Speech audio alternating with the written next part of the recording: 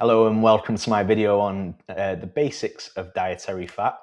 So what are fats? Fat is one of the three macronutrients, as I'm sure you already know. It's the most energy dense of the macronutrients. So for every 1 gram of fat, there are 9 calories.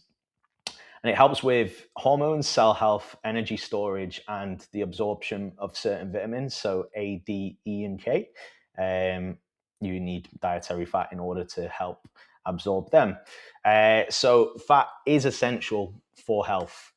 Um, so why is it so important? Well, fat helps support hormone production, immune function, brain health, and recovery. But it can also help with satiety, which it might not be as well known for, so feeling fuller for longer, and also obviously palatability of food, which is really important when it comes to adherence.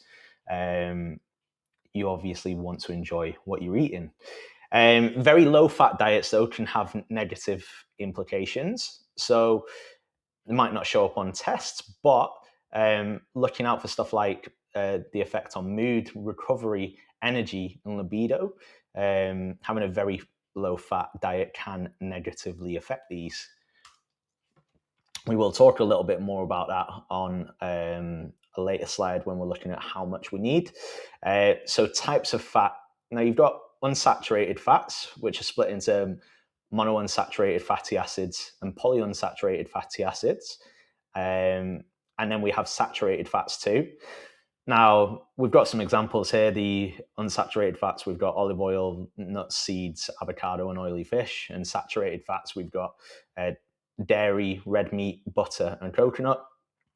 But all of these sort of have a balance between all of these different fatty acids. They're just primarily the ones that they're listed under there. Just a quick note on man-made trans fats as well, because they aren't as available these days, but you may still find them in things like fried foods, highly processed snacks, and takeaway foods. But these are the things that we're going to look to limit generally anyway. Not that you can't include them, of course, but we're going to have lower amounts of these generally in your diet.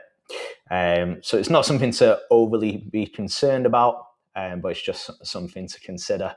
Now, your main takeaway here is include a variety and balance of fat sources because they all do different things. So we want to make sure we get a mixture of all of them. So omega-3 fats. Now, a lot of people don't get enough omega-3 fatty acids, and benefits include heart health, brain health, and recovery. Good sources.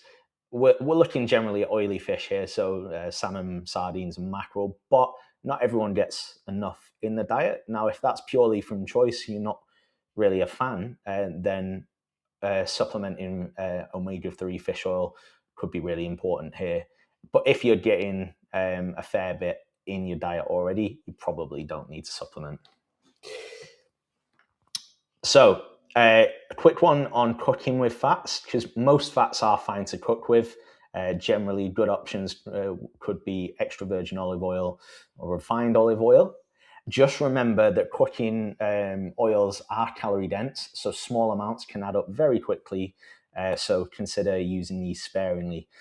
And for instance, if you are trying to purposely get fats in your diet, then it might be more important to eat olives rather than trying to use extra olive oil in order to get your fats in.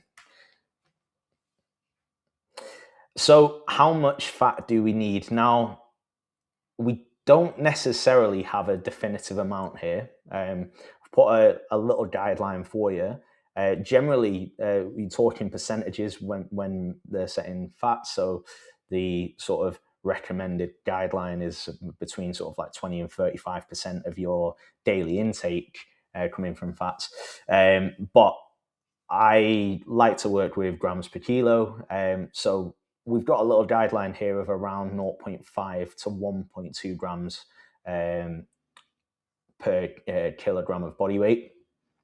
Now, if you're dieting, you might be at that lower end of towards the 0.5, but generally speaking, if you're not dieting, you're probably going to be more like 1 to 1.2 grams per kilo. And again, it's more important actually just getting sort of an array of fats within your diet. Now, as mentioned before, very low fat diets are not ideal, especially not long term.